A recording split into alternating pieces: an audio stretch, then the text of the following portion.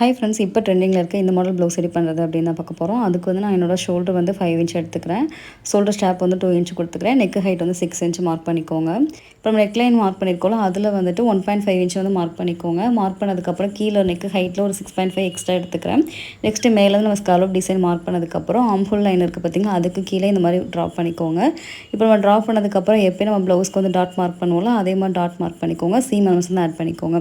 இப்போ நம்ம மார்க் பண்ண லைனில் வந்து கட் பண்ணி எடுத்துக்கலாம். இப்போ இதில் வந்து நம்ம 2 பீஸாக வந்து கட் பண்ணணும். மேலே இருக்கிறது ஒரு பீஸு, கீழே இருக்க ஒரு பீஸ், அந்த ஸ்காலப் டிசைன் போட்டிருக்கோம், அது ஒரு பீஸ் எடுக்கணும். இப்போ மேலே இருக்க ஸ்காலப் டிசைன் வந்து நம்ம பார்டர் வச்சு கொடுக்க போகிறோம். பார்டர் வந்து பெருசாக இல்லை, குட்டியாக இருக்குது அப்படின்னா நீங்கள் பார்டர் 2 பார்டர் சேர்த்து அதில் வந்து இந்த மாதிரி வச்சு நீங்கள் தைங்க. கீழே இருக்க பீஸ்க்கு வந்து ஒரு கலர் எடுத்துக்கோங்க.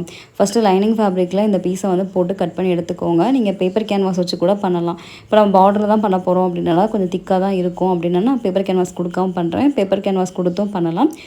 இப்போ கட் பண்ணியிருக்க லைனிங் ஃபேப்ரிக்கை நம்ம ராங் சைட் பக்கமாக வச்சு நம்ம எப்படி ட்ரா பண்ணியிருக்கோமோ அதே மாதிரி தச்சு எடுத்துக்கோங்க. 2 சைட்லையும் இதே மாதிரி ட்ரா பண்ணிக்கோங்க. இப்போ நம்ம ஸ்காலப் டிசைனில் எப்பயும் தப்போல அதே மாதிரி தச்சு எடுத்துக்கோங்க. தச்சு எடுத்ததுக்கப்புறம் ரிமைனிங் ஃபேப்ரிக் இருக்குல்ல, ஒரு 1/2 இன்ச் மட்டும் விட்டுட்டு ரிமைனிங் இருக்கிறத கட் பண்ணி எடுத்துக்கோங்க. நாச்சஸ் கொடுத்து கட் பண்ணுங்கள். அதுக்கப்புறம் ஷோல்டர் லைனில் வெளிப்பக்கம் இருக்கிறதையும் கட் பண்ணிவிட்டு நீங்கள் உள்பக்கமாக இருக்கிறத வெளிப்பக்கமாக டர்ன் பண்ணிங்க அப்படின்னா அந்த இமேஜில் காமிச்ச மாதிரி வந்துடும். அதுக்கு மேலே ஒரு தையல் போட்டுக்கோங்க. அதே மாதிரி கீழே இருக்க பீஸையும் நம்ம லைனிங் கிளாத்தில் கொடுத்து கட் பண்ணி எடுத்திருக்கேன். இப்போ கீழே இருக்க பீஸும் ரெடி ஆயிடுச்சு. அதுக்கு மேலே இப்போ நம்ம ரெடி பண்ண ஸ்காலோப்பை வச்சுட்டு பின் பண்ணிக்கோங்க. பின் பண்ணிவிட்டு ஒரு தையல் போட்டிங்க அப்படின்னா இந்த மாதிரி ரெடி ஆயிடும். இப்போ நம்ம தச்சதுக்கப்புறம் நம்ம ப்ளவுஸில் டாட் பிடிப்போம்ல, அதே மாதிரி டாட் பிடிச்சிட்டு அதுக்கப்புறம் கீழே இருக்க பீஸில் வந்து பட்டி அட்டாச் பண்ணி எடுத்துட்டிங்கன்னா இந்த மாடல் ரெடி ஆயிடும்.